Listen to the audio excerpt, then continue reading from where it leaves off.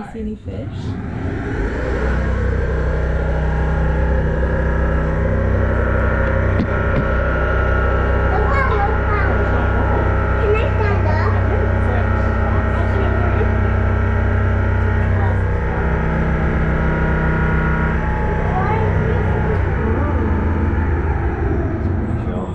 Good afternoon, folks. Welcome aboard, and of course, welcome to the Meadows Center. My name is Dees, and I'll be y'all's captain for today. Now that I've got y'all's my captain audience, I doubt you're going to go anywhere. I can get over the boring part of my tour, and that is, of course, my safety spiel. If you look underneath me, you'll find your seat cushions and life preservers. I use these useless life preservers. I don't plan on being the reason they are today, but I'm going to know where they are in case of emergency. If you look to your left or right, you may notice a stranger sitting on this boat with you at one end or the other. We're all strangers, so let's be friendly instead of angry. For the half hour we've got to be on the water is one big happy family. I can't promise you the person next to you won't mind, but I can sure hope they won't. And of course, if you look forward to straight down, you'll notice there's a massive hole in the middle of my boat. That's our viewing well. It's your first time viewing all the flora, fauna, and everything found in between. Feel free to take any photos or videos of anything you find interesting. You can take a photo of just me. That's a little strange, but I won't say anything as we continue on the tour. And of course, if you have any questions about anything you see that you may find interesting, feel free to ask. I'm here to answer them for you guys. One more thing that I sometimes forget, please hold tightly onto any belongings you have as you're taking photos outside of the window.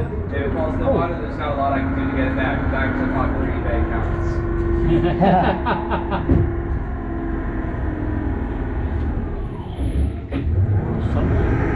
Yes, kind of vegetation over there.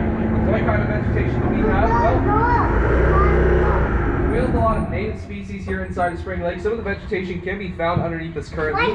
For example, closer to the back of the boat here, you'll see this plant that looks a lot like a blade of grass. That's known as arrowhead. It can grow in that shape like a blade of grass, or it can grow like it is out to the right along the shoreline there, with that distinct spade-shaped leaves and many of those small clusters of white flowers. That's why I consider it to be the most interesting plant found on Spring Lake.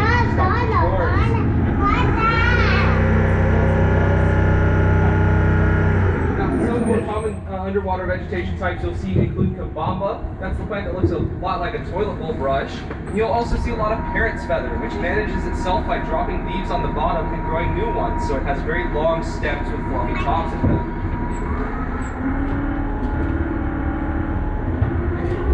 No problem. And one more bit of vegetation I like to show all my tours. It's going to be up closer to the middle of the boat. You're keeping an eye out for a plant that looks a bit like an evergreen tree that is commonly known as hornwort. You can see a little bit of it there. We're going to see a lot more as we get over this point.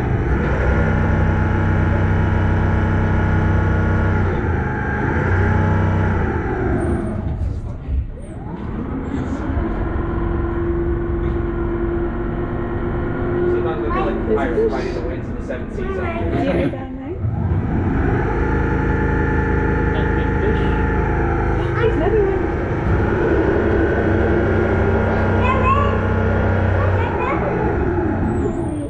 Here we are currently passing over one of our individual high pressure springs. You can see down there there's a bit of clearing in all that vegetation that looks a lot like a patch of sand. Now it looks like sand, it's actually sediment of limestone coming up from around the sides of the Everett's Aquifer over time. And that's because right here we're passing over one of our individual high pressure springs in the lake known as Wiseville.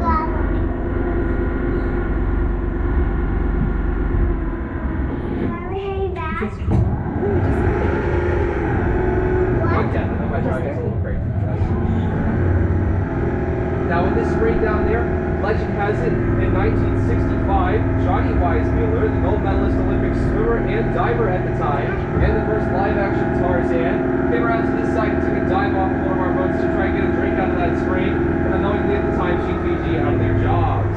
Legend has it that he got his drink and it gave him a great cause, that he began spittering and sputtering things like a fire hydrant was blowing in his face as he was down there. Ever since I've heard that legend, I wrote Michael Phelps, but he still hasn't gotten back to me about challenging this spring. But we don't necessarily measure the amount of water coming out of these springs, in particular these high pressure ones. That would be expensive in terms of how many meters we have to put down there. But we do measure the amount of water coming from our lake going into the San Marcos River. On a good year, that ranges between 80 to 150 cubic feet per second at any given point going through that waterfall. Nowadays, San Marcos has recently declared a stage 4 drought, and we're seeing flow rates around the mid-70s, high 60s. We're hoping to see all this go by the springtime and regular flow levels return. Mommy? Yeah. I want Out to the right, you'll see the rock walls that we have. Lots of these show us how far the water level has dropped.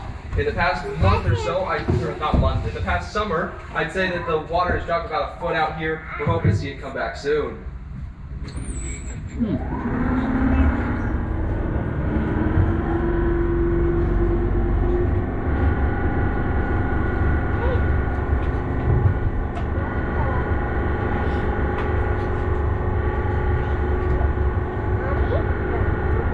Like to mention on this area of the lake, that big tan building out behind me and to my right, that's known as the Spring Lake Hall, and the first floor of it is our small aquarium and museum known as the Discovery Hall. It's free of charge to visit that building. You can see many of the endangered species found inside of Spring Lake there, including the Texas blind salamander and the fountain darter. The blind salamander is only found inside of our San Marcos Springs, and the fountain darter is only found inside Spring Lake.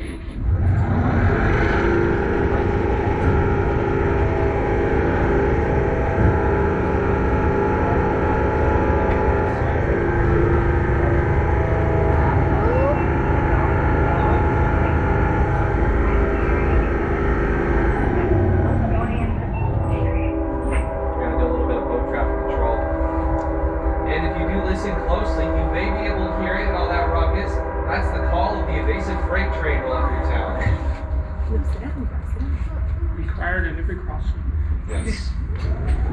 Wow. I love that going into that profession. Trains are very interesting to me, however. I don't know. Well, the shoreline railroad, just building trains, and you'll learn a lot that way. It does sound like fun. Now it's all remote control. Yeah, really. I think those ones are good for the shot. Mommy, I'm looking for fish. So you're saying that this entire aquifer is, without those springs, this would be, That's not fair. it's not like another lake feeding this. This is feeding into the lake. Correct. Without the springs, this lake would empty out at least past the point where it spills into the river. So there would still be some water in here, but it wouldn't be to the point that it is now. With these springs, it also sort of applies the opposite way when it comes to flooding. This lake can flood just like a part of the river. However, it sort of does it a little bit worse, considering that this is a man-made lake. So in 1849, there was an earthen dam constructed at the first half-mile headwaters of the San Marcos River, which created the lake we're on top of. And in 2000, they actually had a large flood come through, and the city of San Marcos got really worried because there was so much water going through the spillway into the San Marcos River that it was eroding the concrete they had originally placed there away from that area, so they had to go through and redo it. They do have a secondary spillway into the San Marcos River. I'm not sure what it's called, but it's a little creek we call the West Exit. And that's how we theorize that eels and beavers and otters can come up from the river and come inside Spring Lake. So there are two exits. If there were no more springs, no more lake, unfortunately. But lucky for us, these San Marcos Springs don't have a day of recorded history where they're self-flowing.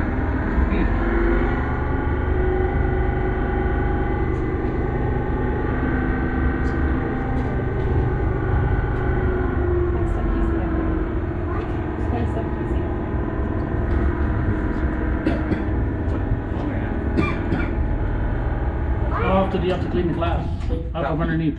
Once every, it's about biannually, once every 6 months or so. Oh. But it does get very, very bad.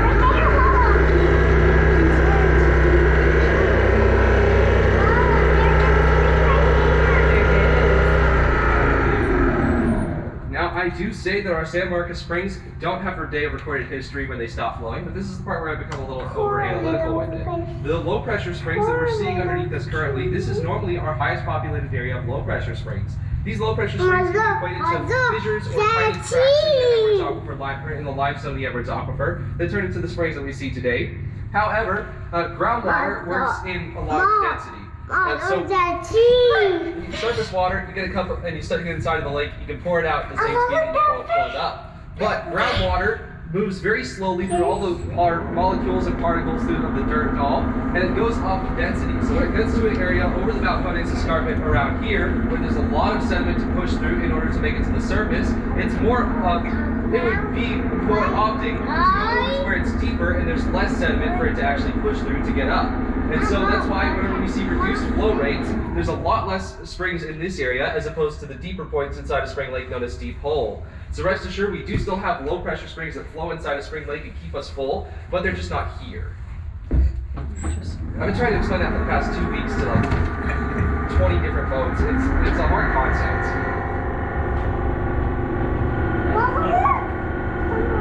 Resistance. Yes.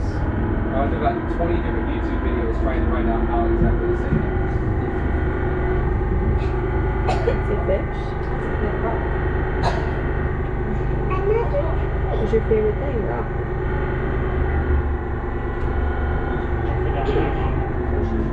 I'm sorry? But resistance, you know, if the wine bottle is tight and then you're trying to pour it out, Yeah, nothing happens. or you pour a jar, it just doesn't happen.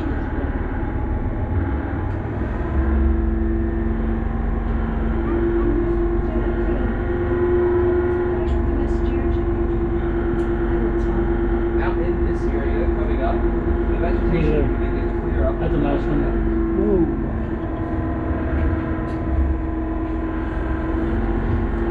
There are a lot of rocks in this area. It sort of winds, but directly in front of us, sort of where we're passing over close to the front of the boat, where the vegetation clears up quite a bit and it gets a lot rockier, shows us where the original San Marcos riverbed would have been. Please excuse the sound of branches scraping against the top of my boat. That's a part of the tour. It's just October, we're getting a little spooky with it. Now, go ahead. You're down a foot, so Yeah, we lose a foot and then they grow a foot. Now, the original San Marcos River was only about as wide as these boats are long, but still flowed for around 264 miles than it does today.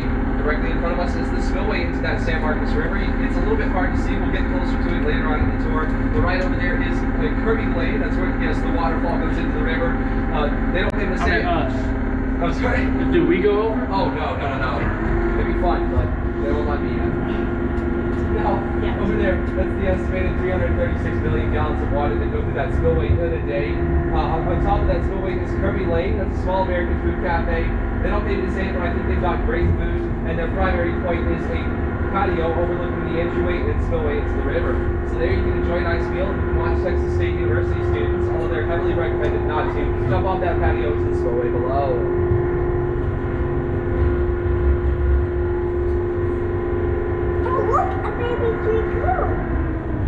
Out to the right, you can see that log over by the water, the shoreline there. You can see some turtles up there.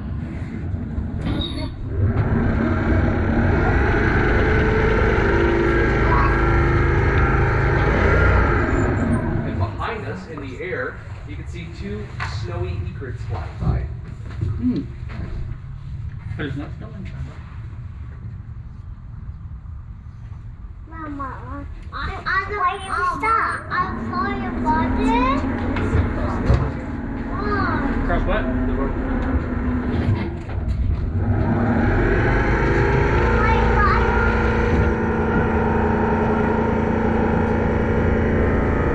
Now we can take a look underneath us currently, closer to the middle of the boat. If you're looking for a long fish with a big snout, that's one of our spotted gar here inside of Spring Right over Lake. there. Did you see him? No. I'm going to see if I can't get us back over him. He is a part of the reason that my job title is Cool Fish Finder. Can I see?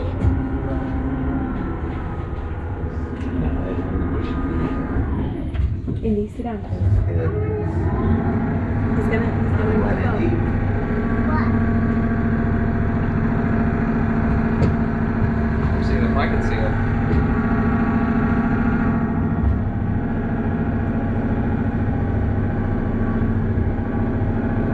Now he should be right underneath us. Yeah, he was in that bunch right there.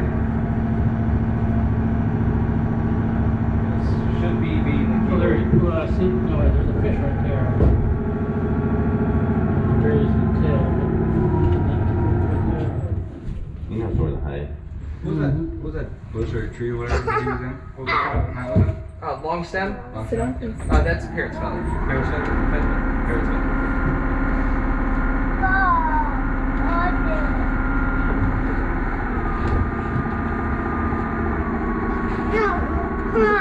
This is your water. You're looking under the boat.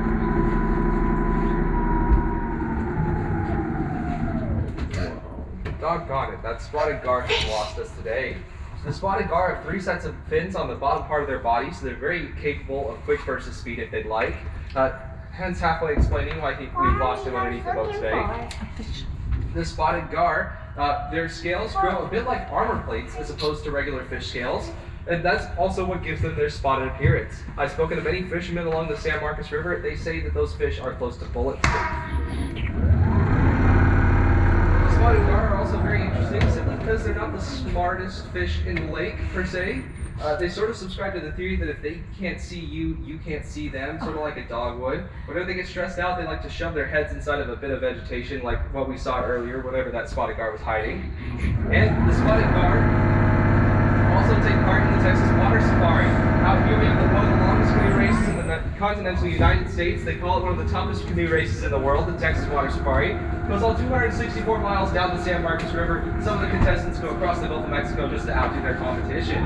But the spotted gar, at nighttime they'll put headlights on their canoes, just duct tape the spotlight on there, acts like headlights on a car. The spotted gar get very confused by that. They think that there's food up in the boat. I like to say, imagine you and 5 other guys are in a canoe in the middle of the night and a fish joins the party, especially when they grow up to 2 feet long. It's very irritating, definitely a great replacement for coffee, but I hope to never experience it.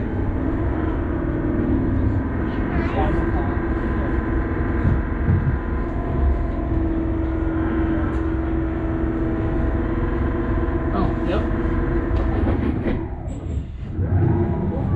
Another very interesting thing about those spotted gars, they have gills and lungs. You think how interesting can one fish get? This one. It's out of the bag with all the tricks. Out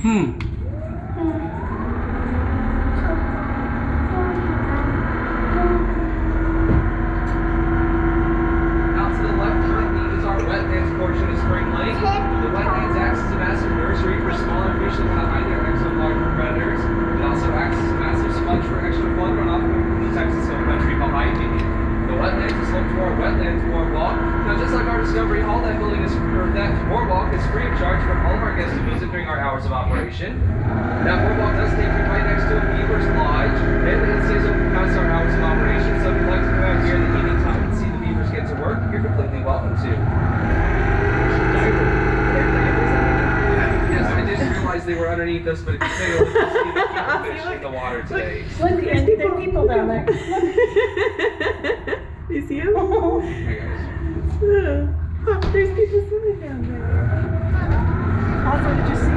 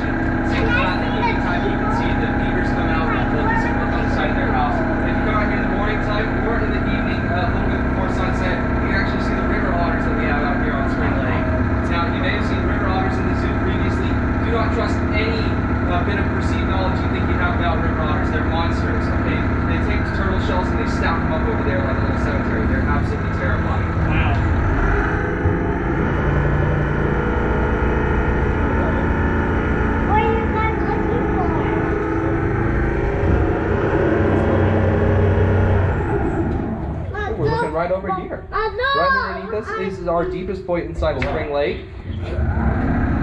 This area is known as Deep Hole, creatively named, I know. It ranges between 25 to 30 feet, depending on our spring flow levels throughout the year. And like I mentioned earlier, if you take a look to the middle of the boat, keep an eye out for small circles with bubbles coming up out of them. Oh yeah, turtle. Yeah. Where? Oh, Right there, walking across. Right down here. It's closer to the right. Heading to the rocks. Another one. Look, Mommy, down there. Oh, took me. Do you see that? I was going straight down. There's a turtle. Hey, there's a fish. Good job, Andy. Thanks, 'cause I have spy eyes. You have spy eyes? I like your spy eyes.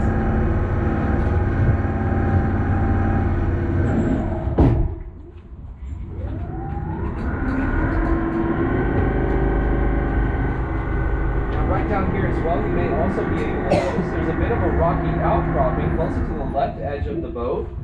That rocky outcropping that we're taking a look at here is known as the Balcones Fault Line. Here in San Marcos, we have a fault line that goes right through the middle of town. That separates the Blacklands Prairie from out to the left side of the boat, and the Texas Hill Country out to the right, making that hill right over there the first hill, the Hill Country. We're showing the opposition is where we get there.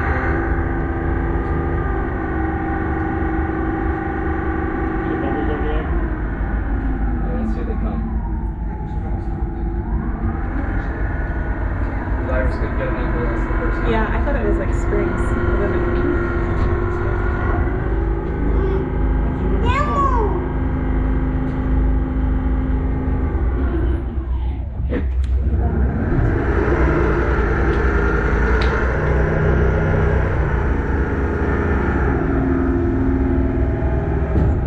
See, the real fun part about it is, in this deep of water, they can't actually hear the boat go over them, so they may not have any idea we're on top of them right now. Oh, okay. Oh, interesting. A bowl? Where? So they went to university or just divers? Oh, what's on there? Said until they hit their head. Yes, but they actually came out, or they're external, but we offer both open water scuba certification and dive authorization course training here inside Spring Lake. So once you get your open water scuba certification, that's good for life. That's like a license to dive. You can go anywhere in the world, they'll accept it. You can dive here, you can dive in Canyon Lake, you can dive in many different places. But in order to dive like those guys are doing, those are our volunteer divers. Now they help us remove invasive species from here inside Spring Lake. I mentioned that plant that looks a lot like an evergreen tree closer to the back of the boat here. That's known as hornwort.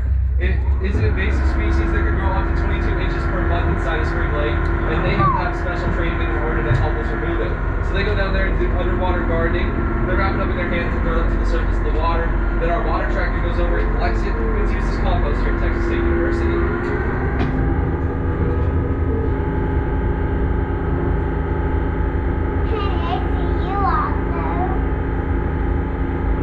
Why was that section of water right here so cloudy? Divers. Okay. There's mainly one or two explanations whenever an area of the lake gets cloudy. At the time of the dive, either the divers picked it up, or many of the fish came around, or Oh, yeah, the area. Oh, wow. What was the second one? Some of the fish could have come through and foraged in that area. So many of the sunfish species, those are the flat guys with spiny gills or fins. They'll pick up some sediment in their mouths and spit it out looking for tiny organisms.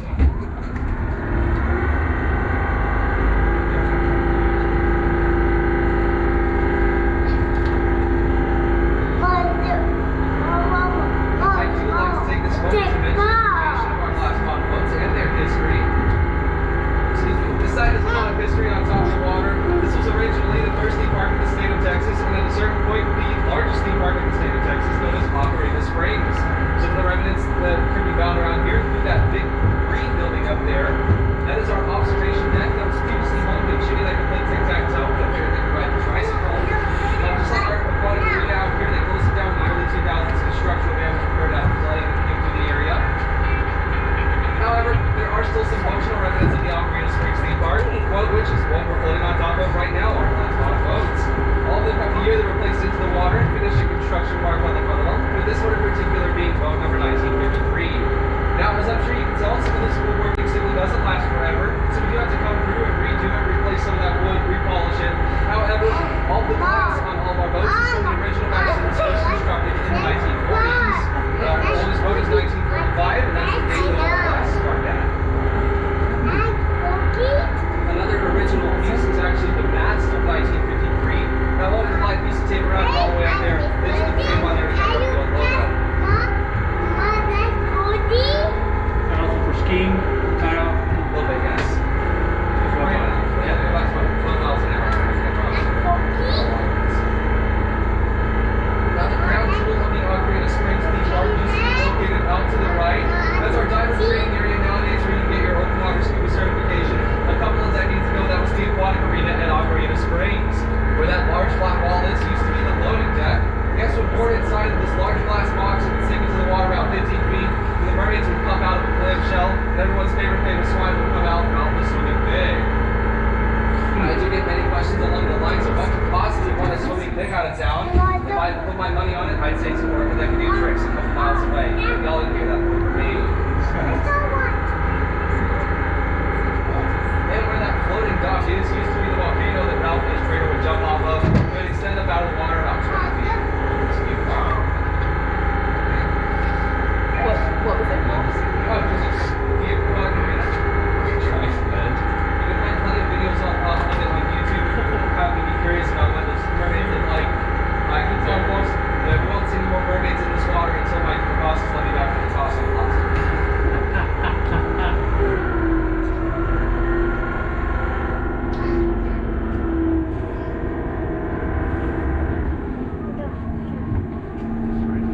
Alright, now it is at this point that we will begin to approach the boat dock. As we're docking, we ask our guests to please remain seated until my good friend over there gets us tied up and opens that silver gate. Once you're off this boat, I won't be your captain anymore. I can't tell you where to go or what to do, but I can recommend you only visit our Wetlands Boardwalk or Discovery Hall, both of which are free of charge and both of which will be like a ride from the boat dock. Where was that? What about the later in the evening you can see the otters, right? Yes, later in the evening, well, later in the evening you can come see the beavers. Or beavers, my bad. Yeah, if you're looking for the otters, I'd say come in the morning time. That's normally the best time to see them. Okay, cool. So technically, while you're in command, you're the captain, Yes. which means that you can actually do weddings out here on the lake. Correct? Yes. Okay, check it. Now, I can't promise you that I can recite the vowels correctly. I haven't memorized them yet, but I can definitely try my hardest. Hey, niece, what floor is Dr. Mace's clothes on? It's going to be the second floor. Okay, floor, okay, thank you.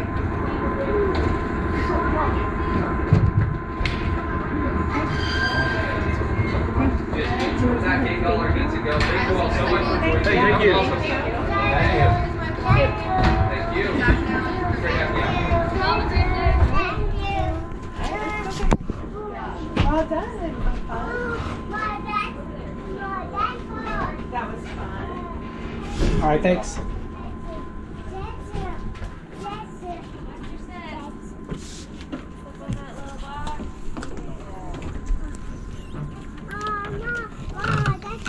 That was fun.